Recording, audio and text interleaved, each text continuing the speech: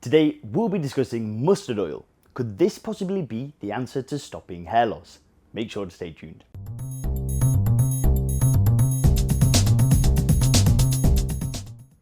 Hey guys, Leon here from hairguard.com, where people who are worried about their hair loss go to regrow their hair. If you want updating on the latest hair loss news or any breakthroughs that we find out about, make sure to hit subscribe. Any of the links that we mention within the video can be found in the description box below. And if you are personally worried about your hair loss, then make sure to click the link in the description to take the HairGuard hair loss quiz, where you'll answer a few short and simple questions about yourself and your hair loss, and then you'll receive free, personalized, expert advice on how to regrow healthy hair. So guys, mustard, the table sauce, as you probably know, is made by grinding the seeds of the mustard plant and mixing them with various ingredients like water, lemon and vinegar. But there is another way to process the seeds of the mustard plant. You can actually press them and extract the oil contained in them. This leaves you with about a quarter of the weight of the seeds in oil. Now, mustard oil is widely used as a cooking oil in regions of South Asia like India, Pakistan and Bangladesh. But believe it or not, the Federal Food and Drug Administration has actually banned it for human consumption within the United States. So why would the FDA do this?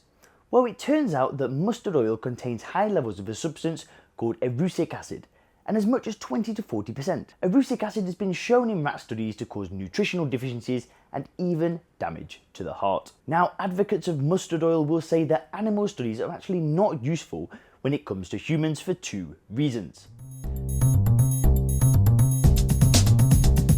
Number one, the doses used in these studies are very high. And number two, most importantly, rats actually lack the necessary enzymes to metabolize the erucic acid in mustard oil. So proponents of mustard oil say that far from being harmful, this is actually the best cooking oil for the heart that your money can buy. It is low in saturated fats, high in monounsaturated fatty acids, high in antioxidants and vitamin E, and its omega-6 to omega-3 ratio is also close to ideal.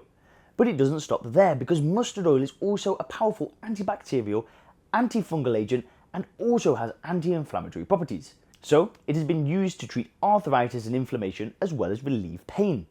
Its list of uses in traditional cultures is practically endless, from fighting acne and cracked skin to relieving colds and fighting fevers, as well as all sorts of neurological conditions. You name the condition, mustard oil has probably been used for it. Okay, now let's get to what you're here for.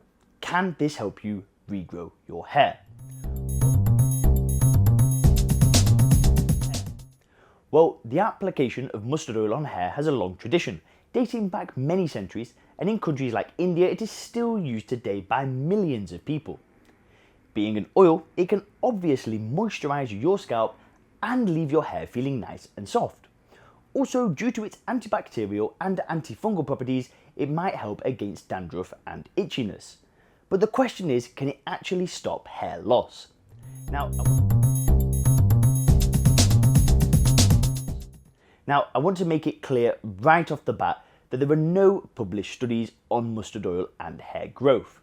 Nobody has actually tested this on humans in a controlled settings, and there haven't even been any animal studies. I also couldn't find any plausible method of action for how it might help hair grow back.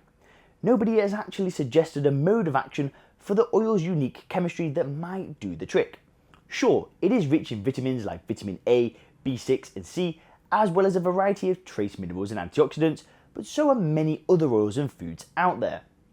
It is sometimes claimed that mustard oil can help blood circulation in the scalp, but again, there is no plausible method of how it would achieve this.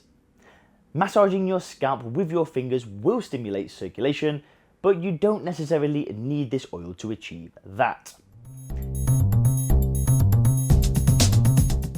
Now, having said that, if you're dead set on giving mustard oil a try, the good news is that it's freely available for external use, even in the United States. Mustard oil is very strong stuff, so before applying it properly on your scalp, you want to test it on a small patch of skin and then wait for a day to see any signs of allergic reaction. If nothing happens, then you're good to go. Gently massage the oil onto your scalp and leave it for between 30 minutes to an hour. Now, once you've done that, you want to wash it all out with a preferably DHT blocking shampoo. You want to use lukewarm water, and please don't do this too often. It is a strong oil and should definitely be used in moderation. So guys, I did promise you at the start of the video that I would give you an answer to the question, does mustard oil work for hair growth? And here it is. Well, I just highly doubt it. The evidence just isn't there. Not only are there no scientific studies, but there is no clear physiological mechanism for how this oil can help your hair grow back. Of course, just because the mechanism hasn't yet been discovered doesn't mean one doesn't exist. But here's the thing, what makes me real suspicious is just how many uses this stuff has been put to. You know, when something is claimed to do anything from fighting fever and acne to helping your hair and nails grow, while at the same time protecting your heart, I think it's quite reasonable to be suspicious.